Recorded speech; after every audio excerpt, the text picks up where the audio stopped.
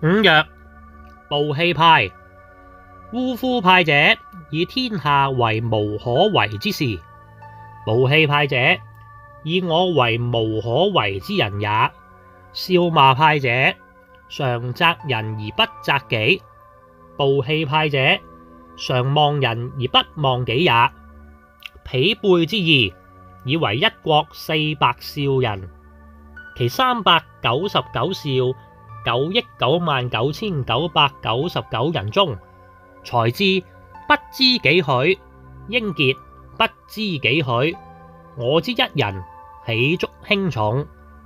推此派之極弊，必有400兆人，人人皆除出自己，而以國事望諸其餘之399兆9億99990人，統計而互消之，則是400兆人，卒至實無一人也。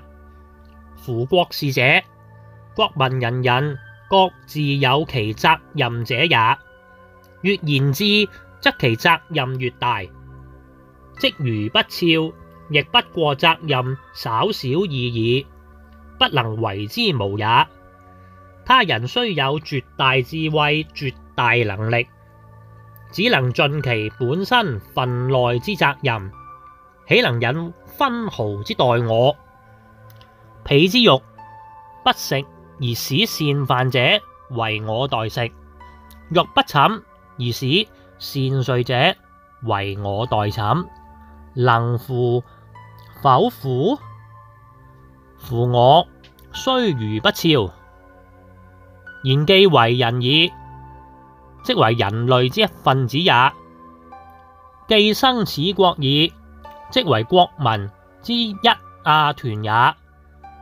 我暴氣己之一身，猶可言也；污蔑人類之資格，滅損國民之體面，不可言也。故暴氣者，實人道之罪人也。